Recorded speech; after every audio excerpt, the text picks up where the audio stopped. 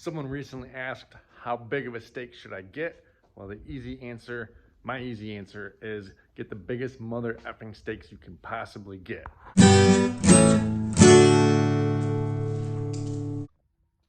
These are the 3 steak sizes that I have right here. This is what I bought first, the short one. Then I was having issues with some tents coming down sometimes, so I was like, all right, let me buy more larger ones. So then I went the next size up, and I eventually landed on the biggest steak possible, 40 or 42 inches. Different manufacturers make them. Their biggest steak is either 40 inches or 42. I believe these are 42s.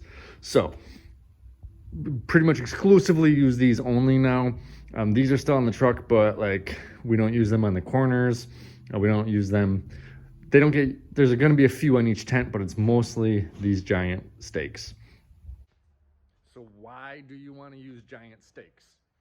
Well, they just hold better, and you don't have to go back and fix anything most of the time.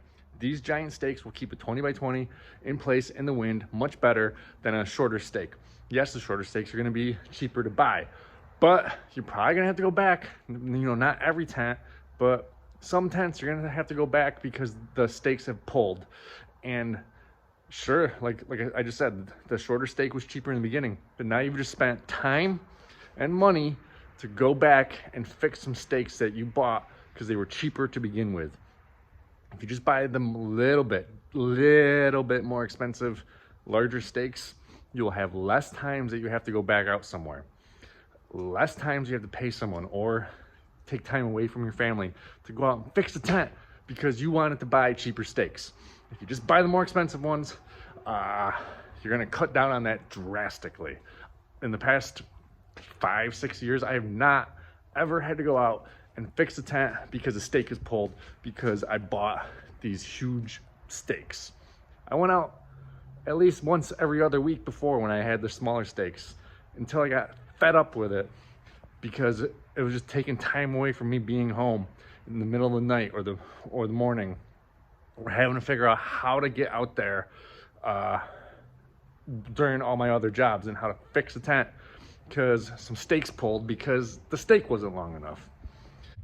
You also want them to be double-headed. This is what double-headed means. It has 2 things. This is a single-headed steak. It only has 1. No, bad. There's a few reasons why you want double-headed. This one's not one of the main reasons, but occasionally the top head will fall off. And if it comes off from a single-headed steak, well, the steak's just unusable. This steak is still usable because it's got this, which will stop your ratchets and ropes. This happens like from impact. It very rarely happens, but it just breaks off from using a jackhammer or sledgehammer. Sometimes there's just so much force. Not every single one of these is built. There's going to be imperfections in some of them. So the head fell off, but it's still a usable steak. Second is, once you start using steak bars, you want this bottom head to go all the way down to hold the steak bar. Then that gives you room for a cap and space to actually take it out. You can get most steak pullers under here. You have room to hit this with a hammer to shake it to get it out. This one, if this was in here,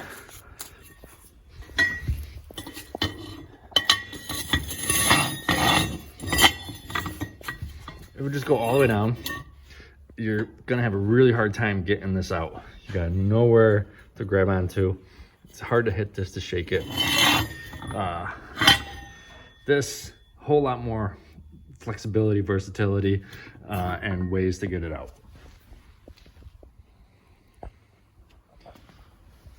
Another reason for double head is caps. Whether this is a rope or ratchet, it's going to rest up against the head. Even if this is rope, if you tie a rope down here, it's going to go up to the head.